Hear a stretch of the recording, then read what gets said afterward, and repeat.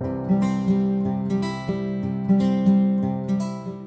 Everyone, welcome to our YouTube channel Genesis education पर।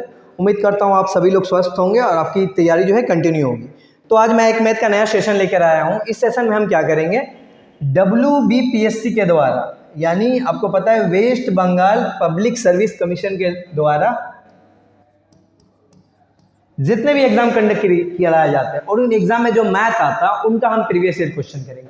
मतलब WBPSC के द्वारा जो कि आपका क्लर्कशिप के एग्जाम कंडक्ट होता है, मिसलेनियस का एग्जाम कंडक्ट किया जाता है, पुलिस का मतलब आपका SI हो जाएगा, या फिर कांस्टेबल के एग्जाम कंडक्ट किया जाता है, या WBCS जो एग्जाम कंडक्ट करवाया जाता है, इन सभी एग्जामों में जितने भी मैथ आते हैं, इन सभी एग्जामों में जितने भी मैथ के क्वेश्चन आते हैं जो भी, तो हम चैप्टर वाइज क्या करेंगे, प्रीवियस ईयर क्वेश्चन सॉल्व करेंगे। जैसा कि आज का जो चैप्टर है हमारा वो क्या होगा, रेशियो एंड प्रोपोर्शन का होगा। मतलब इन पांचों एग्जाम में PSC के द्वारा कंडक्ट किए गए जितने भी एग्जाम, उन एग्जाम में जितने भी क्या है आपका रेशियो एंड प्रोपोर्शन के क्वेश्चन आए हैं, उन सभी एग्जाम को हम क्या करेंगे, यहाँ पर हम सॉल्व करने की कोशिश करेंगे। ओके, आपको पता है कि आपका जो क्लर्कशिप और मिसलेनियस सर्विसेज जो है का एग्जाम आने वाला है। मोस्ट प्रोबेबली आपका चांसेस है कि मिसलेनियस के एग्जाम आपका जुलाई एंड में हो जाए, जुलाई एंड या अगस्त के स्टार्टिंग में हो जाएगा। तो उसके ठीक एक मंथ के बाद क्या होगा, अगस्त में आपका क्लर्कशिप का एग्जाम होगा। ठीक है, तो आपके पास ज़्यादा समय नहीं है। आप क्या करोगे, ये सेशन आपके लिए बहुत ही ज़्यादा यूजफुल होगा। आप जितने भी प्रीवियस ईयर क्वेश्चन है, एक बार इस सेशन को अगर आप देखते हो तो पूरे प्रीवियस ईयर क्वेश्चन आपके यहाँ से क्या हो जाएंगे। एक तरीके से मान लीजिए कि आपका जो लास्ट टाइम जो प्रैक्टिस होता है ना, आप उसको एज ए प्रैक्टिस देखिए, तो प्रैक्टिस के तौर पे इसको देखोगे तो एग्जाम से पहले आपकी एक अच्छी खासी प्रैक्टिस हो जाएगी। ठीक है, मैं क्या करूँगा, चैप्टर वाइज आज को जो पहला क्लास होगा रेशियो एंड प्रोपोर्शन की, ये पार्ट 1 होगा, उसी तरह पार्ट 2 आएगा, पार्ट 3 आएगा, पार्ट 4 हो जाएगा। जितने भी क्वेश्चन होंगे प्रीवियस ईयर पहले मैं वो कंप्लीट करूंगा। फिर इसके बाद क्या होगा, प्रॉफिट एंड लॉस हो गया, कंपाउंड इंटरेस्ट के क्वेश्चन हो गए, एवरेज एजेस हो गए, सिंपल इंटरेस्ट के क्वेश्चन हो गए, परसेंटेज होगा, वो मैं आहिस्ते आहिस्ते उन सभी को सॉल्व करते जाऊंगा। ठीक है, तो चलिए शुरू करता हूं, पहला क्वेश्चन की तरफ आता हूं। आज का जो हमारा पहला क्वेश्चन है मैं उस पर आता हूं। देखिए, ये एग्जाम में आया हुआ क्वेश्चन है। ठीक है, ये प्रीवियस ईयर क्वेश्चन है सभी WBPSC के द्वारा जो आए हुए एग्जाम। पहला क्वेश्चन देखते हैं, the income of A is 150% of the income of B। बोल रहा है कि A की इनकम जो है ना, B का कितना है, 150% है। तो मैं क्या करता हूँ, लिखता हूँ यहाँ पे A लिखता हूँ, B लिखता हूँ। ठीक है, A की इनकम जो क्या बोल रही है, B का 150% है। यहाँ पे ज्यादा कम का बात नहीं हो रहा है। ठीक है, यहाँ पे मोर और लेस का बात नहीं हो रहा है। A की इनकम बोला, B का क्या है, 150% है। तो अगर मैं B की इनकम को 100 एज्यूम करता हूँ, तो 100 का 150% निकालो कितना है, 150 ही आएगा। Clear. And the income of C भी है, and income of C is 120% of the income of A। और C की इनकम कितनी है, A के इनकम का 120%। A का इनकम कितना है, 150 है, उसका 120% निकाल लो। कैलकुलेटर 120% का मतलब 120/100, यहाँ से 0 0 कैंसिल आउट, ये 0 कैंसिल आउट, 12 और 15 को मल्टीप्लाई करोगे तो 180 आ गया। यानी C का इनकम कितना होगा, 180 हो गया, खत्म। अब एक काम करते हैं, ये मैं तीनों का नाम मैं क्या करता हूँ, रेशियो निकाल लेता हूँ। ठीक है, रेशियो को क्या करो, आप सिंप्लीफाई कर लो। मतलब तीनों में जो अगर कॉमन है, कट रहा है तो काट दो। यहाँ पे 0 0 0 तीनों में कॉमन था, फिर और कटेगा कुछ, 2 से नहीं, अब और नहीं कटेगा। तो मेरा रेशियो कितना आया, 15 10 और 8 आया सिंप्लीफाई होने के बाद 18। ठीक है, okay. Of the if the total income of ABC together is ₹86,000। हमें क्या बोल रहा है कि ABC की टोटल इनकम कितनी है, 86,000 है। जबकि यहाँ पे रेशियो के अकॉर्डिंग आओ तो A कितने रुपए अर्न कर रहा है, तो 15 यूनिट, B कितना अर्न कर रहा है, तो 10 यूनिट, C कितना अर्न कर रहा है, तो 18 यूनिट। तो तीनों का इनकम को यहाँ रेशियो के अकॉर्डिंग जोड़ो तो कितना आएगा, 15 + 10 + 18 कितना आएगा, 43 यूनिट आएगा। अब देखिए, मैं यूनिट यहाँ पे क्यों ले रहा हूँ, हाई स्कूल में हमने क्या पढ़ा था, रेशियो होता था तो वहाँ पे हम एक वेरिएबल ले लेते थे, x ले लेते थे। तो यहाँ पे कायदे से तो मुझे मानना पड़ेगा कि A की इनकम 15x है, B की इनकम 10x है, लेकिन C की इनकम 18x है। ठीक है, लेकिन यहाँ पे जैसे जैसे आप बड़े होते हो तो आपको क्या करना पड़ता है, एडवांस तरीका सीखना पड़ता है। तो x वगैरह मानना आप छोड़ दो, आप यूनिट मान के चलो, x के जगह पे यूनिट मान के चलो। तो ABC की टोटल इनकम कितना हुई, 43 यूनिट, जबकि टोटल इनकम कितना दिया, 86,000। तो बोल सकता हूँ 43 यूनिट का मतलब ही 86,000 होगा तब। ओके, 43 यूनिट का मतलब 86,000। तो एक यूनिट का मतलब कितना होगा, यहाँ से मैं यूनिटरी मेथड लगा रहा हूँ। एक यूनिट का मतलब कितना हो गया, 86,000/43। मुझसे क्या पूछ रहा है कि C की इनकम कितनी है, what is the income of C की इनकम देखिए यहाँ पे कितना, 18 यूनिट। तो एक यूनिट की वैल्यू इतनी है, तो 18 यूनिट की वैल्यू कितनी होगी, 18 से मल्टीप्लाई कर दो, कितना हो गया, 86,000/43। 43 का डबल होता है 86। ठीक है, तो यहाँ से आया मेरा 2000 इंटू यहाँ पे कितना था, 18 था। 2000 को 18 से मल्टीप्लाई करोगे तो 36,000 हमारा क्या हो जाएगा, आंसर हो जाएगा। इसका मतलब सी की इनकम कितनी है, ₹36,000। ठीक है, आसान था। क्वेश्चन नंबर 2 की तरफ आते हैं।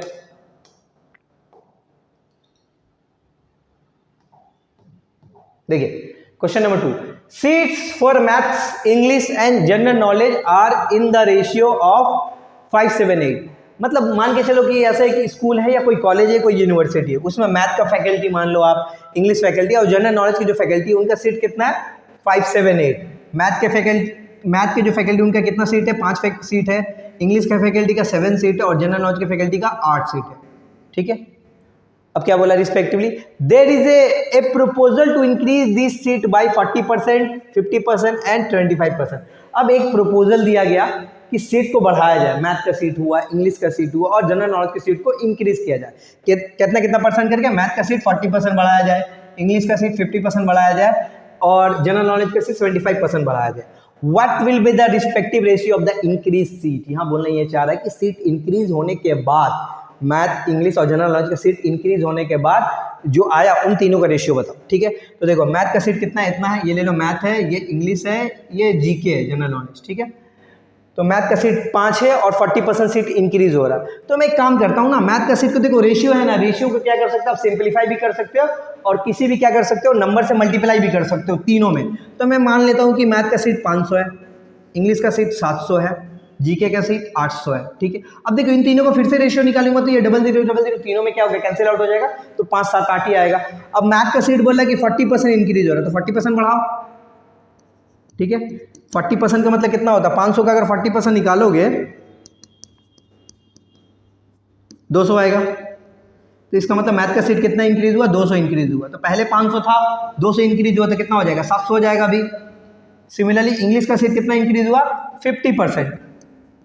350 का 50% का मतलब कितना होता है, 50% का मतलब आधा होता है, इसका मतलब 350 सीट बढ़ेगा। तो 700 था, 350 बढ़ा तो कितना होगा, 1050 सीट हो गया। सिमिलरली जीके का सीट कितना हुआ, 75% बढ़ा। 75% का मतलब आपको पता होना चाहिए 3/4 होता है फ्रैक्शन में वैल्यू। ठीक है, करोगे तो कितना आएगा, 200। यानी मैथ का सीट कितना बढ़ा, जीके का सीट 600 बढ़ा, 600 बढ़ा है। तो पहले 800 था, 600 इंक्रीज हुआ तो कितना हो जाएगा, 1400 हो जाएगा।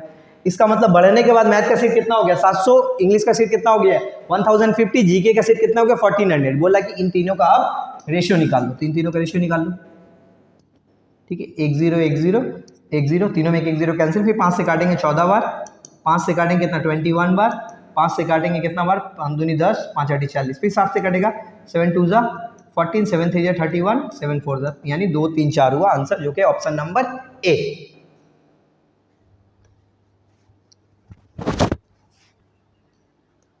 ठीक है, नेक्स्ट देखते हैं क्वेश्चन नंबर 3। अ बॉक्स कंटेन 1 रुपीज 50 पैसे एंड 25 पैसे कॉइन्स। एक बॉक्स है मेरा, एक बॉक्स में 1 रुपए के, 50 पैसे के और 25 पैसे के कॉइन है। The total number of coins is 576। अब क्या बोला, टोटल कॉइन कितने हैं, 576 कॉइन है total. The ratio of value of the coins is 14:11:9। लिखो यहाँ पे वैल्यू।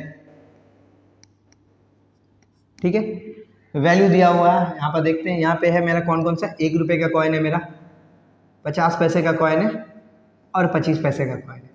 इन तीनों का वैल्यू दिया हुआ। ठीक है, इन तीनों का क्या हुआ, वैल्यू दिया, वैल्यू लिखो। 1 रुपए के जो कॉइन है उनका वैल्यू का रेशियो कितना है, कितना है मेरा 14 है।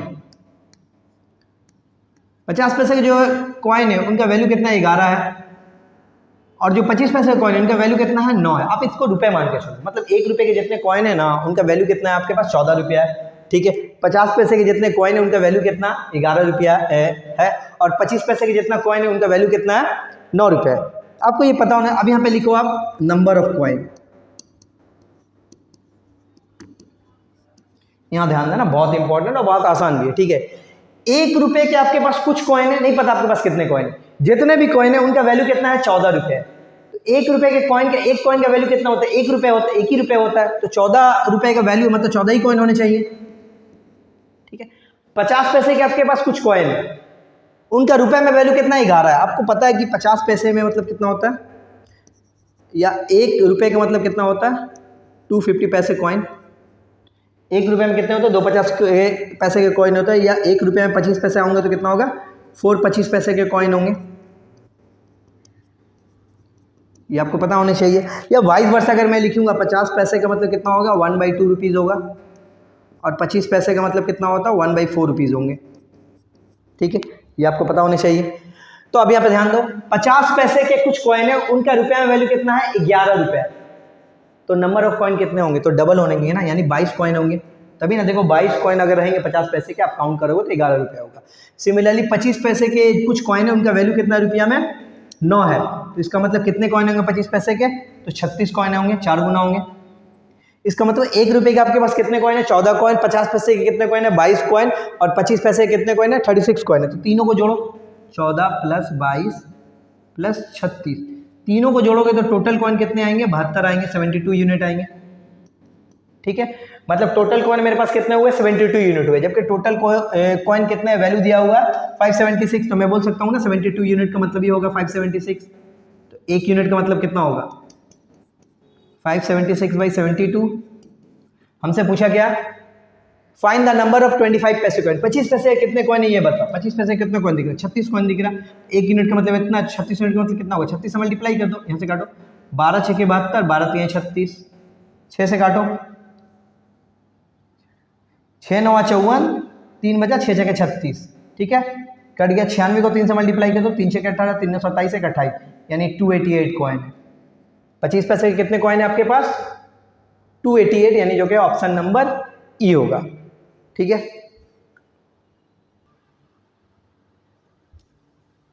क्वेश्चन नंबर 4 पे आते हैं।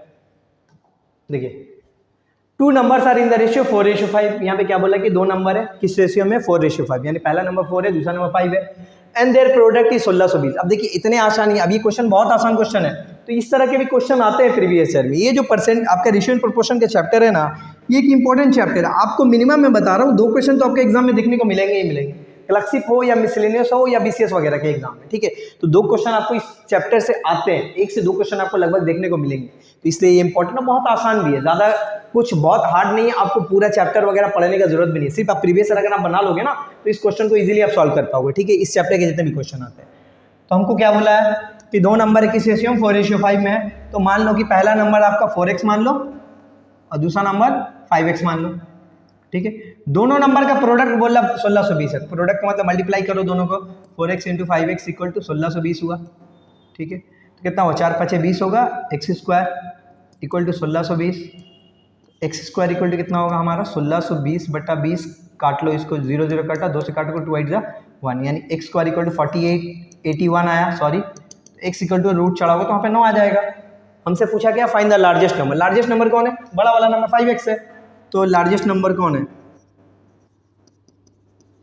5x। x की वैल्यू कितने आई? 5, x की वैल्यू 9 आई, 9 × 5 = 45, जो कि ऑप्शन नंबर बी है। ठीक है, क्वेश्चन नंबर 5 देखते हैं। चलो, A:B दिया हुआ 2:3, B:C दिया हुआ है कितना? 5:4, और C:D दिया हुआ मेरा 7:8। मुझसे पूछा क्या? A:D बताओ, या एक और भी बता पूछ ले रहा हूँ, और मुझे A:B:C:D बताओ। ठीक है, यहाँ से ABCD मैं पूछ रहा हूँ, देखो कैसे करेंगे। इस तरह के क्वेश्चन को सॉल्व करने का तरीका बता दे रहा हूँ, देख लो एक बार, समझ लो कॉन्सेप्ट। पहले क्या कर लो आप? A:B:C:D लिख लो आप। ठीक है, लिख लो। अब देखिए, A:B कितना दिया हुआ? 2:3, तो A और B के नीचे क्या लिखो? 2:3 लिखो। ठीक है, और C:D की वैल्यू नहीं दी हो तो उसको छोड़ दो। ठीक है, अब इस लाइन को छोड़ो, तब दूसरा लाइन पे। दूसरा में क्या दिया हुआ आपका? B:C दिया हुआ 5:4, तो इस लाइन को छोड़कर B के नीचे लिखो 5, C के नीचे लिखो 4, और A और D नहीं दिया मैंने, तो इसको भी छोड़ ही दो, कोई दिक्कत नहीं है। ठीक है, फिर आओ मेरे थर्ड पे आओ।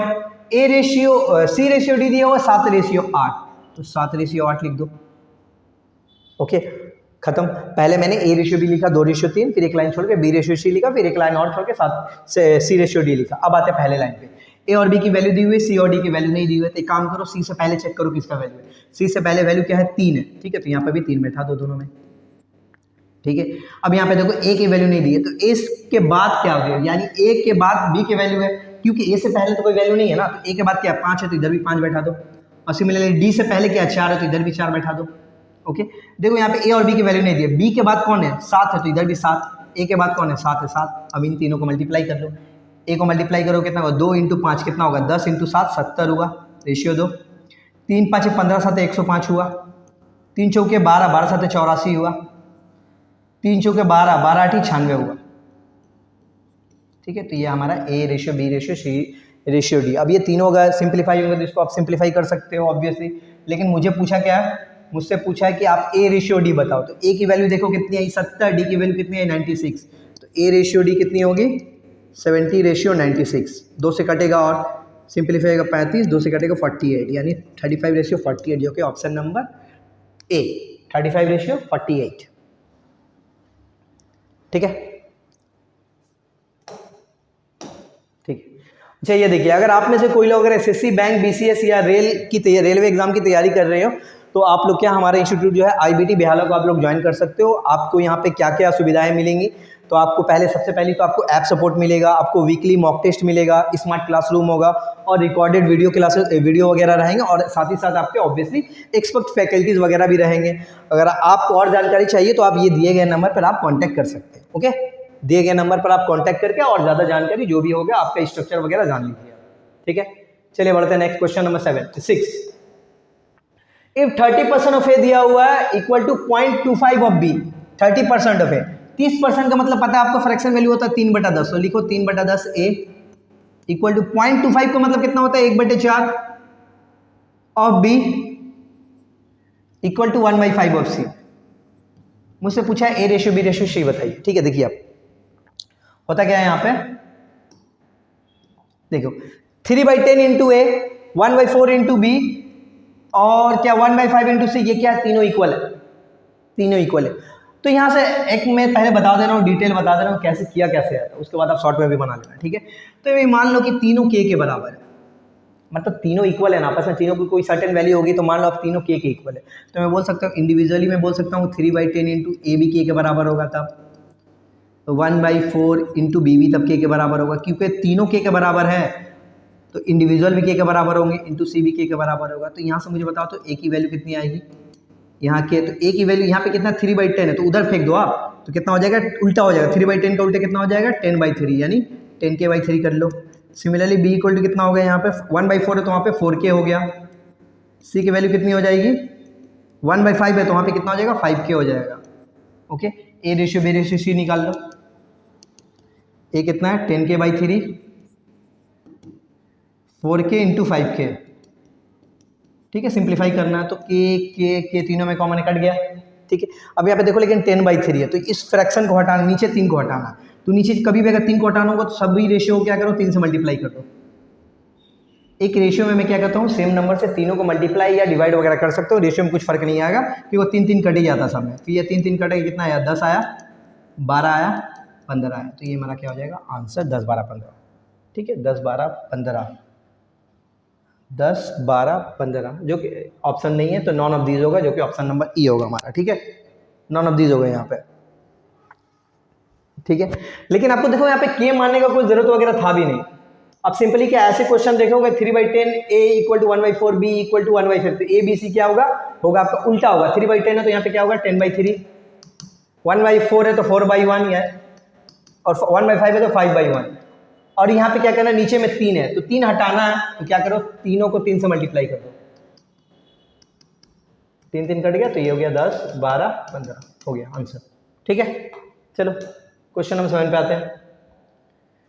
अ person donated ₹2000 to an NGO, एक आदमी ने क्या किया कि 2000 रुपये किसी एनजीओ में दान कर दिए, डोनेट कर दिए। Out of his total salary of ₹12,755, वो एक पर्सन की सैलरी कितनी है 12,755, उसमें से उसने क्या किया 2000 रुपये दान कर दिया, डोनेट कर दिया, तो रिमेनिंग अमाउंट कितना होगा बताओ तो।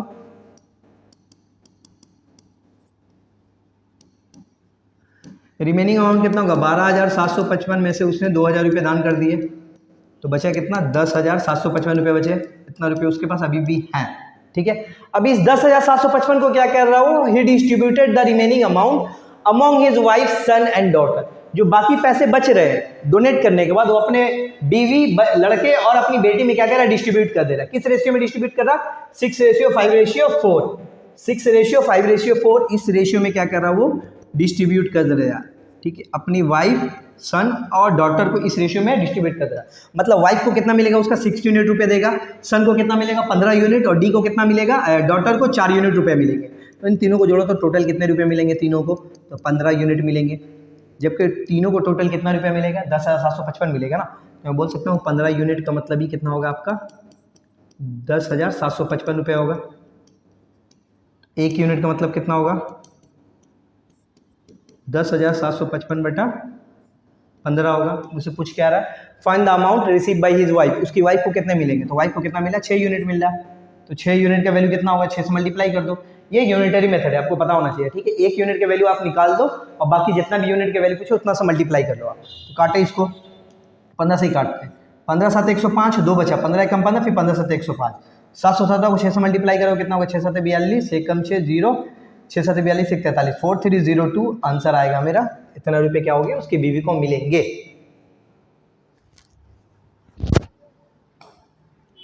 ठीक है, क्वेश्चन नंबर देखो 8। Divide 350 rupees among A, B and C in such a way that amount received by A and B is in the ratio, that is A ratio B equal to 2:3 and amount received by B and C is in the ratio 4:5। हमसे क्या बोल रहा है कि मेरे पास 350 रुपये है, total कितने रुपये, 350 रुपीज़ है। अब इस 350 रुपीज़ को मुझे क्या करना है, 3 लोगों में डिवाइड करना है, A B C में। किस रेशियो में डिवाइड करना, ताकि A और B का रेशियो हो 2:3 और BC का रेशियो 4:5। तो एक काम कर लो, यहाँ से A B C तीनों का रेशियो निकाल लो। A B C तीनों का अगर रेशियो निकालोगे तो A रेशियो B कितना दिया, 2:3। तो यहाँ पे लिखो 2:3। B रेशियो C कितना दिया, 4:5। तो इस लाइन को छोड़ के B रेशियो 4 लिखो, 4:5। ठीक है, फिर नेक्स्ट लाइन में देखो C के वैल्यू नहीं दिया हो, तो इससे पहले क्या, 3 बैठा दो, यहाँ पे 4 बैठा दो, तीनों को मल्टीप्लाई कर लो, कितना होगा 8 12 15। मतलब A B C को कितने जितने रुपए मिलेंगे उनका रेशियो कितना, 8 12 15। यानी A को कितना मिलेगा 8 यूनिट, B को 12 यूनिट, C को कितना मिलेगा 15 यूनिट। ठीक है, यानी तीनों को टोटल कितना मिलेगा, 35 यूनिट मिलेगा। जबकि तीनों को टोटल कितना मिलेगा, 350 रुपये मिलेगा। तो मैं बोल सकता हूँ कि 35 यूनिट का मतलब ही कितना हो रहा, 350 रुपये। तो एक यूनिट का मतलब कितना होगा, 35 से डिवाइड करोगे तो कितना आएगा, 10 रुपये आ जाएगा। पूछा क्या मुझसे, A को कितना मिलेगा, B को कितना मिलेगा, C को कितना मिलेगा। देखो A को कितना मिलेगा, 8 यूनिट मिलेगा। एक यूनिट का वैल्यू कितना है, 10 है, तो 8 यूनिट का वैल्यू कितना होगा, 10 से मल्टीप्लाई कर दो, यानी A को मिलेगा 80 रुपये। B को कितना मिलेगा, 12 यूनिट। एक यूनिट का वैल्यू 10 है, तो 12 यूनिट का वैल्यू 12 से मल्टीप्लाई कर दो, 120 रुपये।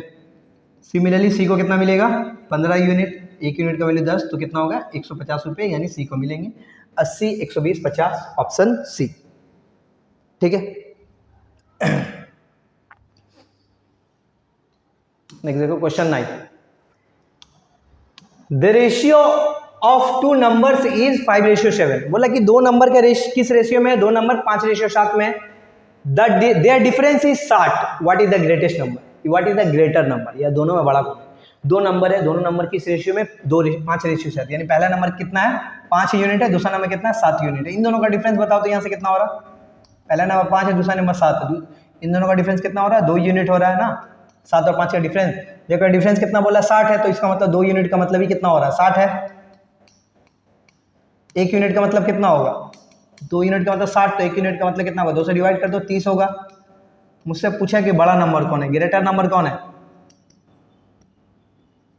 ग्रेटर नंबर तो 7 यूनिट है, तो 7 1 यूनिट का मतलब 30, तो 7 यूनिट का मतलब कितना होगा, 30 × 7 210, ऑप्शन बी। ओके,